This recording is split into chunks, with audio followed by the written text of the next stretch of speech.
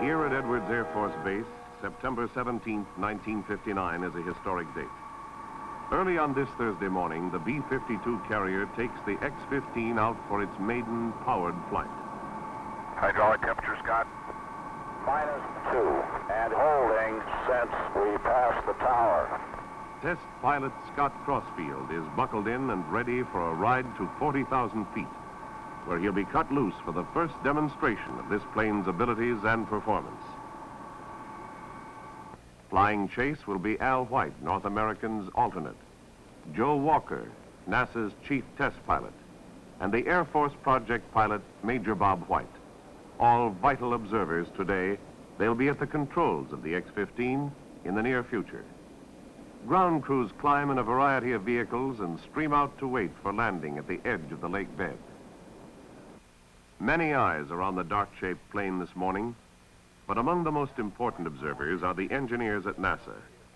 Using the ears of radio and the eyes of radar, they'll keep a close watch on the flight.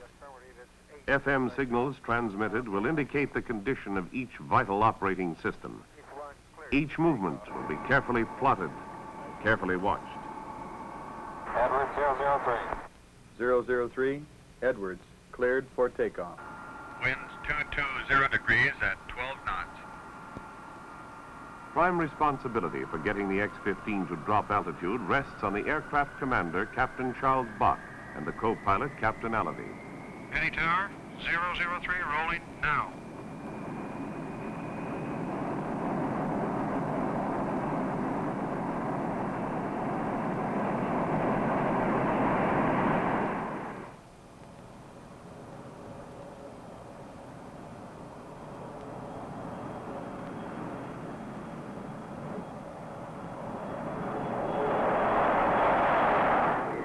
As the bomber climbs out, the litany of checkout drones on, item after item. Gauge, switch, and control are checked and rechecked. In the dim interior of the 52, Bill Berkowitz, launch monitor, has a close-up television view of system operation. The group has been this route before. 2 tries, 2 misses. The first try never left the ground. The second came agonizingly close, just 3 minutes from a drop, when a frozen valve canceled the effort. Delays are difficult to accept, but each time the system at fault was improved and a problem eliminated.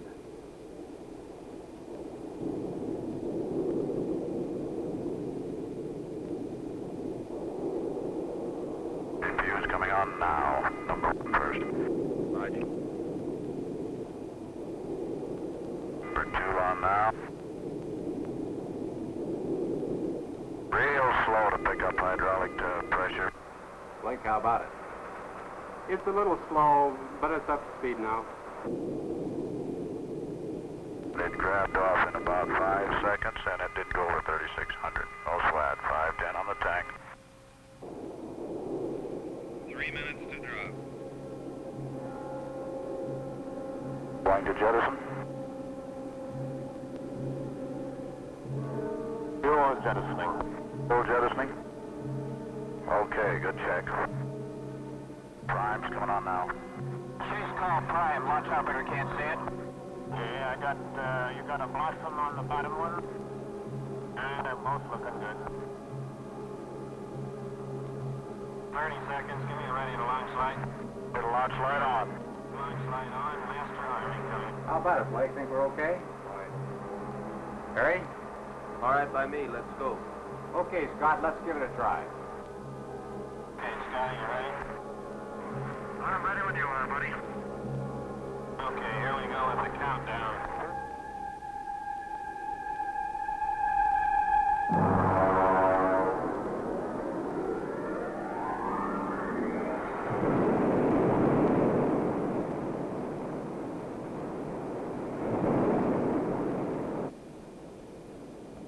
Got 8 of them going. Roger. Heading uphill at 33,000 feet. Roger.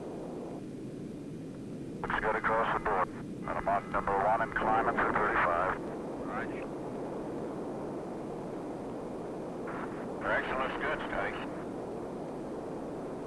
Right on, you look real good. Okay, fine. One up on 50.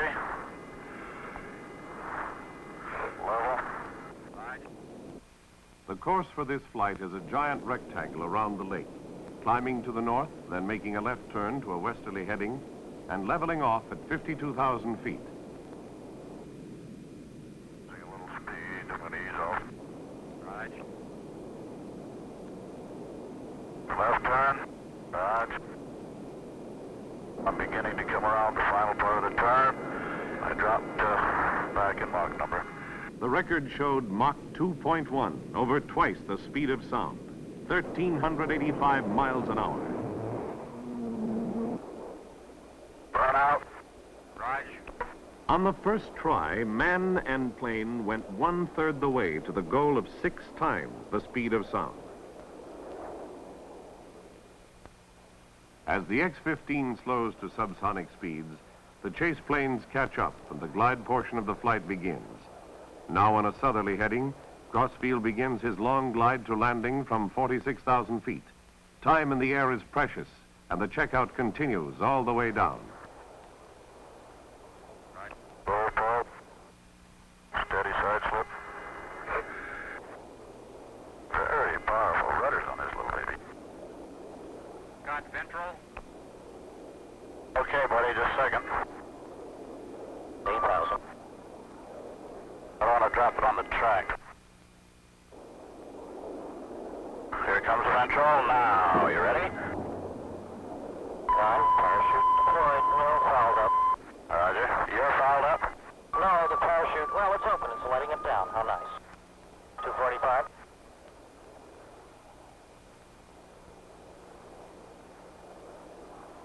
It's a pretty good crosswind, isn't it? A little bit, yeah. 240. Still 240.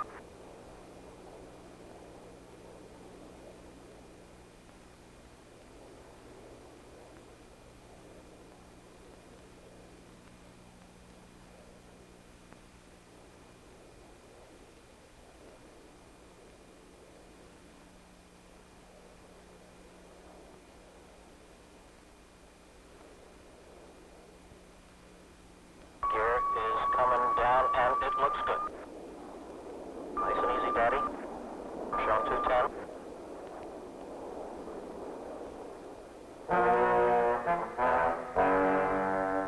Maiden flight, a success.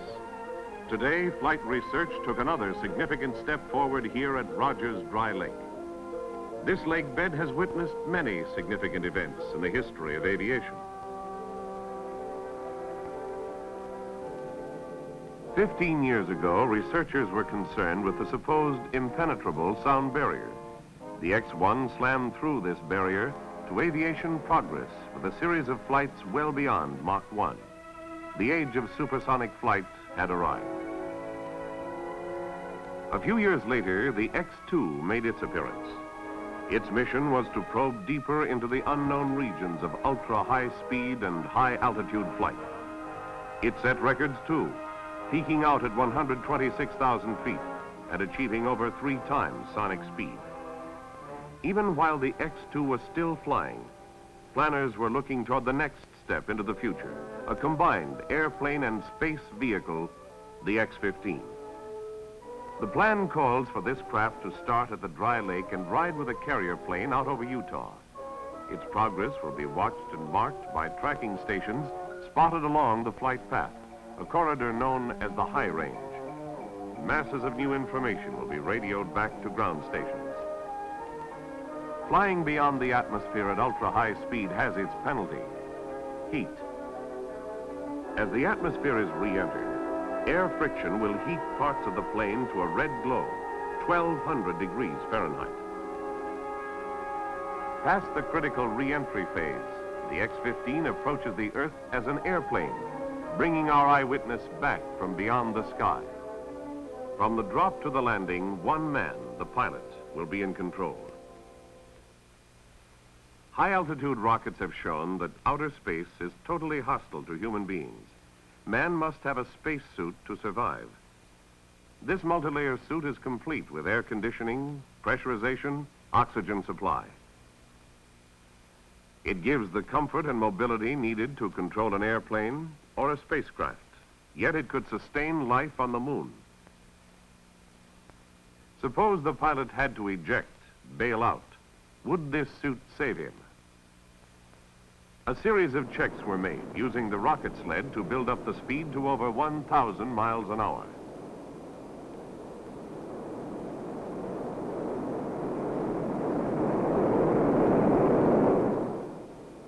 There were a few ripped seams, some minor damage, but the suit survived, and so would the man. This seat is a duplicate of the one in the plane. If an emergency arises, the pilot pulls the ejection handles. Rods rotate and clamp the ankles, holding the feet down and the legs in. Armrests fold the arms into the chest. While these tests continued, engineers readied a second sled. This one, a complete nose section. It was used to check the ejection cycle. Tests had demonstrated that all units worked separately. Now, how did they work in sequence with split-second timing?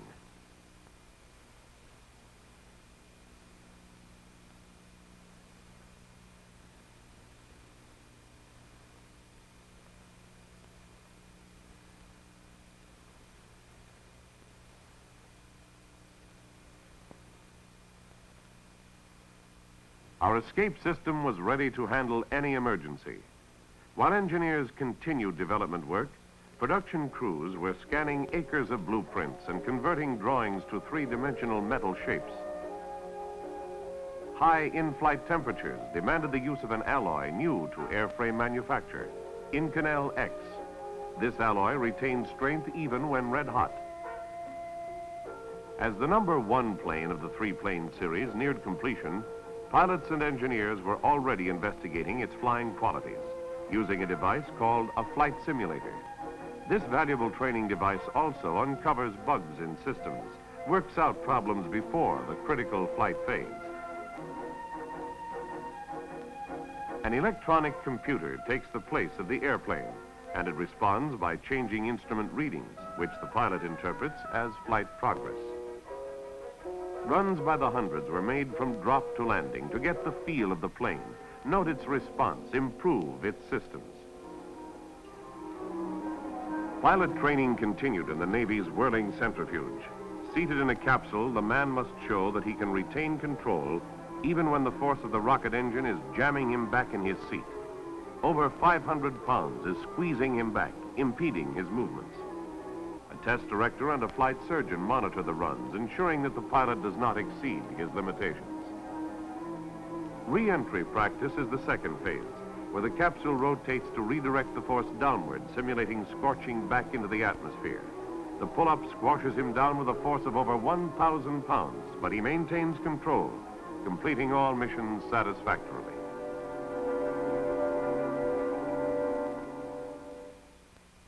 As the detailed pilot training program drew to a close, the assembly of airplane number 1 was also completed, and the Vice President, Richard Nixon, gave the public its first view of this research plane. And now I have the privilege of pressing the button which will bring out the question.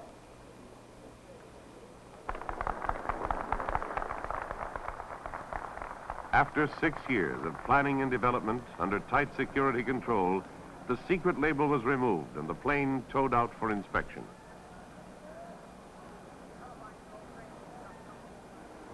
It was then shipped to Edwards Air Force Base to enter an exhaustive series of ground checks to prove each component.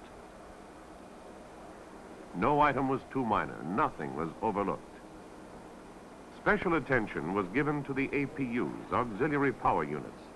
These jet turbine-driven units are the heart of the operating systems, vital because they give all the power to control the plane and operate its systems.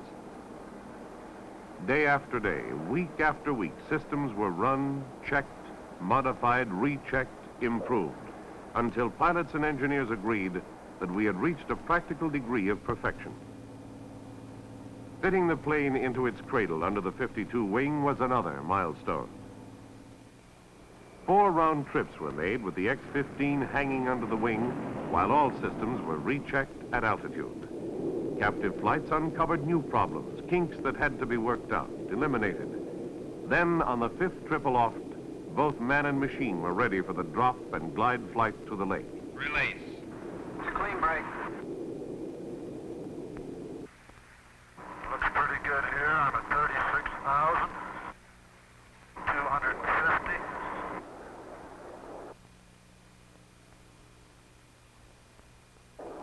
Every flight ends in a glide, since fuels are used in one all-out 3-minute burst.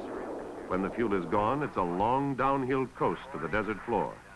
Without power, the pilot has only one shot at the landing, so his skill and the maneuverability of the plane were critically judged. Scott, don't forget the vertical. Okay, red light clear the edge of the lake here. So coming off now. Clean separation. Good deal, buddy. Beginning the turn in. Got plenty of room. Good. I'm going to land a little long on the lake, have a hunch. Collapse.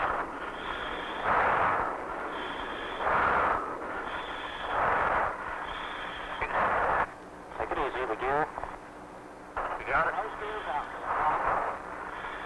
You're about 30 feet. Now just hold her steady and you'll settle right there. Safe landing was a mark of success. Performance was as planned. The X-15 is now the world's most advanced glider. The next step, adding power to sustain flight. This is the second airplane of the series. While number 1 was making its glide flight, another crew was readying the second model for engine runs. The first few tries will be made with well-proven engines, ones previously used in earlier X airplanes. Crew members move to the protective shelter of the blockhouse as the engines are primed for light-up.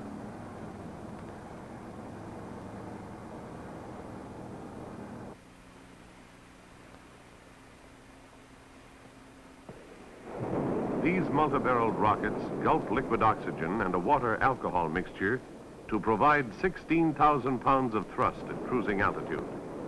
Even with these small engines, the X-15 could break all standing speed and altitude records.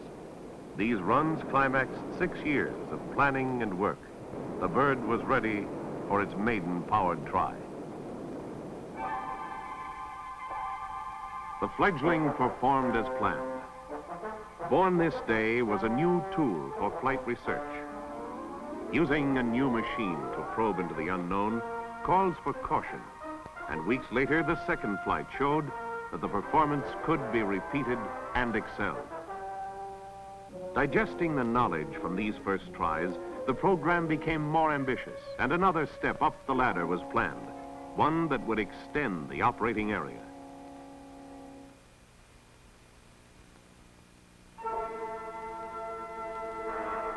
Countdown for powered flight begins at midnight. The previous week has seen many test hurdles, each one met and overcome, each one establishing with greater authority the right of the X-15 to be in this fueling area. All the control points have been passed this far, and now the touchy, toxic, volatile propellants are added one by one. As tanks are gradually filled, crew members take long last looks into the vitals, then close the doors. Dawn finds the service carts being pulled away with the 2 aircraft again standing ready. Even the most carefully controlled experiment has its element of risk, and the sober faces of every member of the team reflect their concern. Each research flight has fresh new goals. Each one is a cautious step forward into unexplored areas.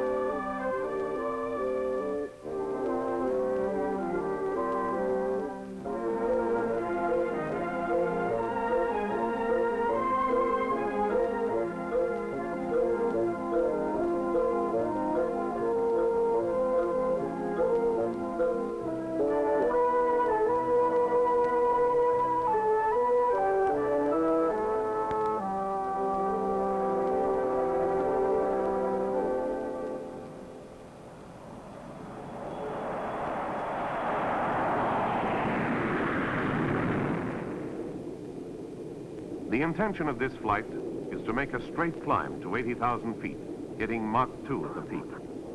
The now routine checks of plane and engine pass uneventfully, And just past 9 in the morning, the third voyage of the X-15 begins.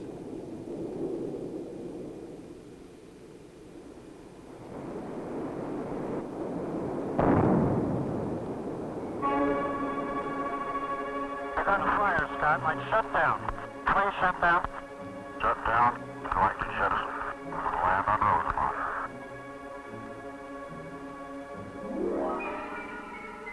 In a split second, the plan of exploration is abruptly changed to one of survival as the pilot fields out the plane for damage and heads for Rosamond, an emergency landing area.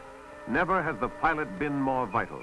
Now it's his responsibility to get the plane on the ground safely if he can. Hey, Scott. Jettison the ventral anytime. Ventral coming off now, boy. Is the ventral off? It's off and the ventral is off. Roger, here comes the flaps.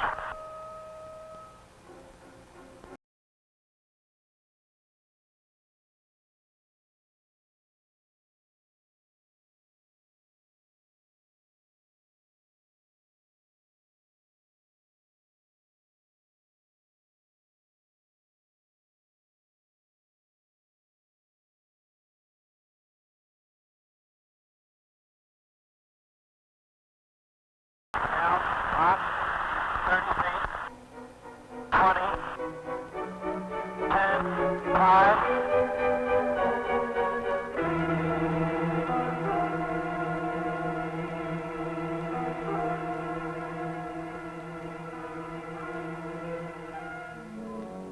Trouble came in pairs on this day.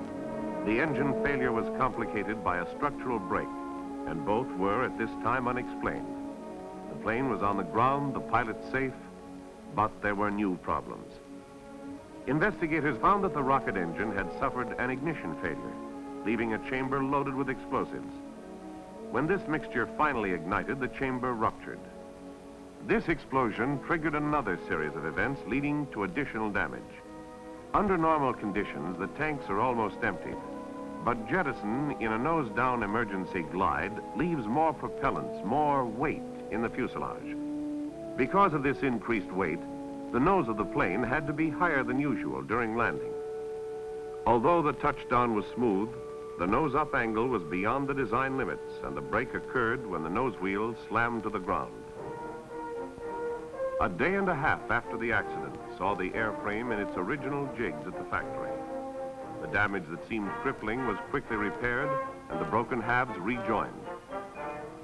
This whole project is one set to gain knowledge, and even from failures, lessons are learned. The fuselage was strengthened and landing gear was redesigned to absorb more shock. The rocket engines were modified to increase reliability. 5 weeks after the unsuccessful try, the plane, now whole and improved, began its trek back to Edwards Air Force Base.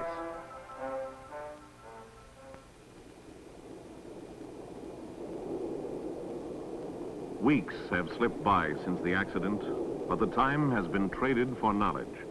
More is known now. Certain hazards have been ruled out. The machine is better, more able. This is the #1 plane of the series, modified, improved, and set to show its capabilities. It hangs frosted, smoking, ready.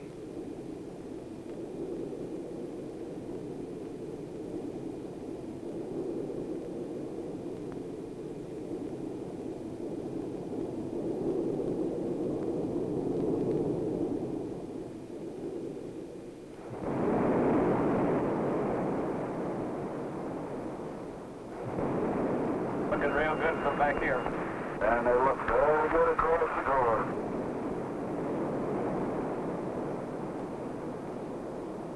Back in the saddle again.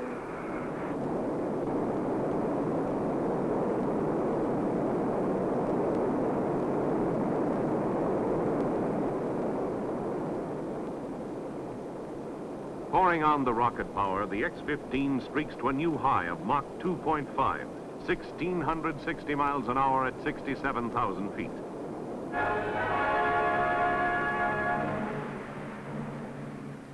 Some basic problems have been solved, and the development phase is coming to a close. This first plane will pass into the capable hands of the Air Force and NASA. They'll continue the research process sending man out on pioneering trips to the fringe of space and bringing back information that will shape the planes and space efforts of the future.